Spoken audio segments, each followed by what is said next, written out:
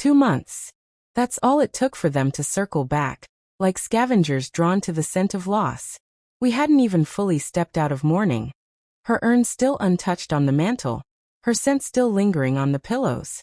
And yet there they were, seated across from me at the lawyer's polished wooden table, wearing fake solemn faces as if they'd practiced in the rearview mirror on the way over. Her father coughed, then spoke. "We feel it would be appropriate for the inheritance to go toward her brother's wedding. She would have wanted that." I didn't respond. Then her mother leaned forward, a forced gentleness lacing her voice. "Family should come first." I looked at them. The same people who never once checked in during her chemo, who couldn't be bothered to visit the hospital, who came late to her funeral with a lukewarm casserole and quick math in their heads. The lawyer, unfazed, slid a manila folder across the table. "This," he said, tapping it once, "is her official will." And then, with the faintest of smirks, like someone holding back the punchline of a joke only he knew, he pulled out a second envelope. Her name was Emily. I loved her in a way that eclipses explanation. She was the quiet beneath my chaos, the clarity I never earned. We met during grad school. Both broke, both idealistic, both drowning in a city that didn't care.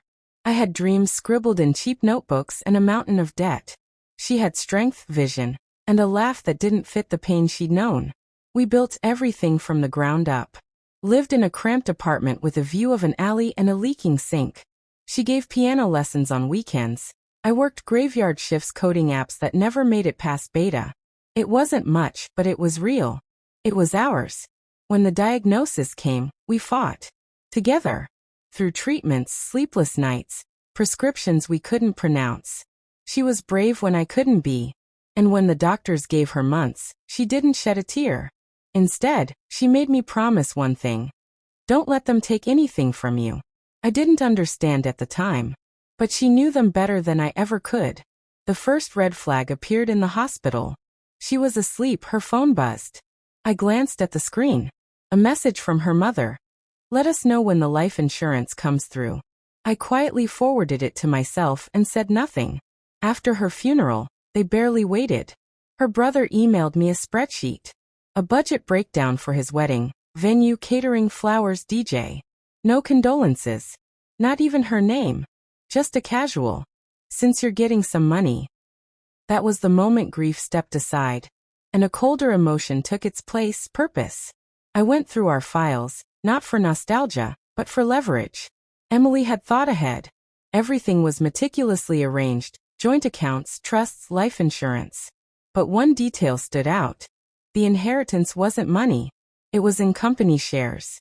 And not under my name, but under a holding company. Hers.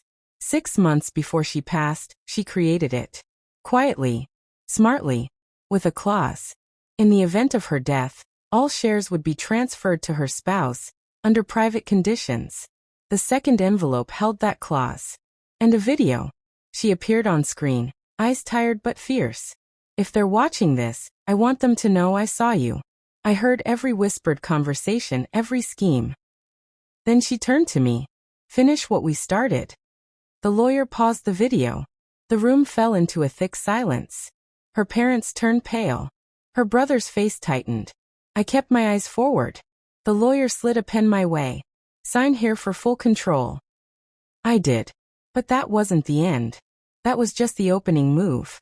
For the next 3 weeks, I quietly liquidated the assets. Sold the shares through a front company. Transferred everything into a trust she and I had set up long ago, with a single, explicit condition. Her family would never see a dime. Then I escalated. Her brother had picked a wedding venue. I bought the property outright. Paid full price. Then canceled every booking on the calendar, citing breach of terms. The penalty fees alone shattered half his wedding budget. Next, I approached the caterer. Doubled their rate to lock in the date. Did the same with the florist, the DJ, the photographer. By the time he realized, the only venue left for him was an empty lot and a folding table. He called me seething. "You vindictive bastard." I hung up and sent the recording to the lawyer. Emily's will had a contingency. Any hostile communication from her family nullified their claim to any personal or sentimental belongings. That included the lake house. The one they guilt her into helping renovate by selling her piano. The one where she carved her initials into the dock when she was 8. Now it was mine. At the final legal hearing, they all showed up. Her mother tried to sob. Her father barked threats. Her brother sat motionless, pale and drenched in sweat. I played the entire video this time.